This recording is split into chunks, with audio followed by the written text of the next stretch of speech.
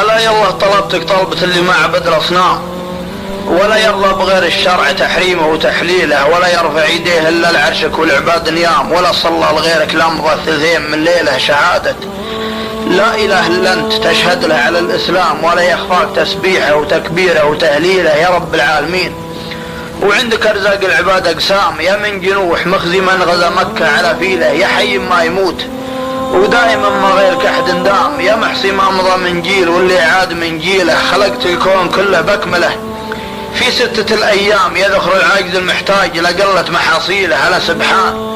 من بأمره ونوره تنجلي الأظلام، هدى رسله بقرآنه وتوراته وإنجيله، رؤوف الرحمن يرحم قوي قادر علام، عليم عالم بالغيب يعلم سر تاويله، يقدر ما يشاء يفعل مراده، يرزق الأيتام يصرفنا معه بالأمر تاجيله وتعجيله، هدانا واهتدينا ما قطعنا الوصل والأرحام، نؤدي واجب المصحف وتجويده وترتيله، له الأسماء الحسنى ذو الجلال اسمه وذو الإكرام، أنا وحده ولا شريك له، عبده وصلي له وسع كرسيه أرضه والسماوات السبع ما نام، رقيب فوق خلقه يرحم المؤمن وياويله، خلق من طين تلمع والثرى جلد ولحم وعظام، ومن فضله علينا محكم كتابه وتنزيله، لو اني ما رجيته رب ما صلى الصلاة وصام، وخرجت من النطاق وقلت يا دنيا ما ننتهي له، يا ربي رحمتك لاقى الحساب وصرت الأقلام، وفي دنياي تكفيني ثقيل الهم تشيله ما قدر الا انت،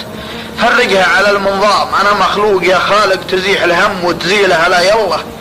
تقوم حظي اللي عاجز ما قام، على من بشتكي غيرك ومن بشرح ظروفي له، دعيتك يا قريب ويا مجيب تخفف الآلام تفرجها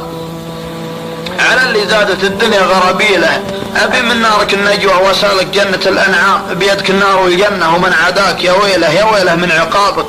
غره الشيطان بالأوهام، نسى يوم الحساب وطف في الميزان والكيلة، تمادى في خطاه وعاش في دنياه بالإجرام، يا ويله من عذاب القبر لضاقت مداخيله. سلامتكم.